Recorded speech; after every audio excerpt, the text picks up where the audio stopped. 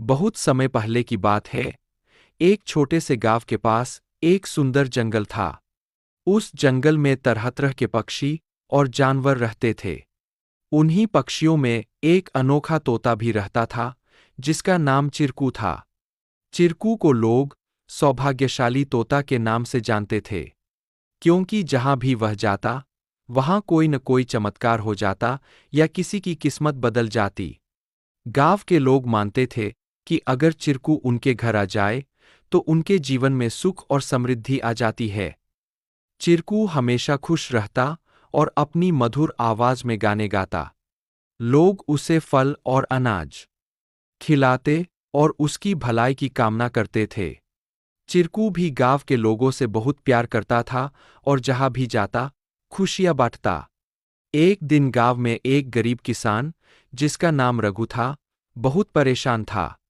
उसकी फसलें बर्बाद हो गई थीं और उसके पास खाने को भी कुछ नहीं था। वह दिन-रात मेहनत करता, लेकिन किस्मत उसका साथ नहीं दे रही थी। एक दिन रघु ने गांव के लोगों से चिरकू के बारे में सुना और सोचा कि शायद यह सौभाग्यशाली तोता उसकी भी मदद कर सकता है। रघु ने तय किया कि वह चिरकू से मिलकर अपनी किस्मत बदलने की विनती करेगा। अगले दिन वह जंगल की ओर चल पड़ा और चिरकू को खोजने लगा। बहुत ढूंढने के बाद उसे चिरकू एक पेड़ की डाल पर बैठे हुए मिला। रघु ने बड़े ही आदर के साथ कहा। चिरकू ने रघु की बातें ध्यान से सुनी और उसकी आंखों में दया उमड़ आई। चिरकू ने अपनी चोंच में एक छोटी सी चमकती हुई पत्ती उठाई और रघु को देते हुए कहा, यह जादुई पत्ती है।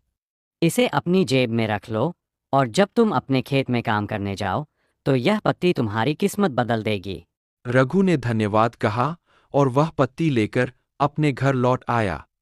अगले दिन वह अपने खेत में काम करने के लिए गया। जैसे ही उसने खेत में जुताई शुरू की, अचानक से बारिश होने लगी।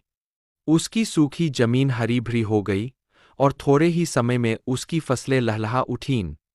रघु की मेहनत सफल हुई और उसकी किस्मत सच में बदल गई। अब रघु के पास भरपूर अनाज था और वह फिर से खुशहाल जीवन जीने लगा। उसने गांव के लोगों को चिरकू की बुद्धिमानी और उसके द्वारा दी गई जादुई पत्ती के बारे में बताया। सभी लोग चिरकू की प्रशंसा करने लगे और उसे और भी अधिक प्यार देने लगे। लेकिन चिरकू ने रघु को एक बात कही थी। याद रखना, यह पत्ती सिर्फ तुम्हारी मेहनत का साथ देगी। अगर तुम मेहनत करना छोड़ दोगे तो यह भी अपना जादू खो देगी। रघु ने चिरकू की बात समझ ली और कड़ी मेहनत जारी रखी। धीरे धीरे उसकी स्थिति पहले से बहुत बेहतर हो गई।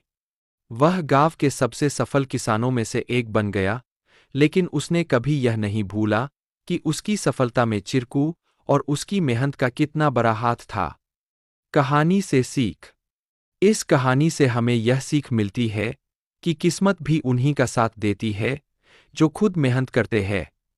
सौभाग्य और अवसर तभी काम आते हैं जब हम अपने प्रयासों से उन्हें सही दिशा देते हैं।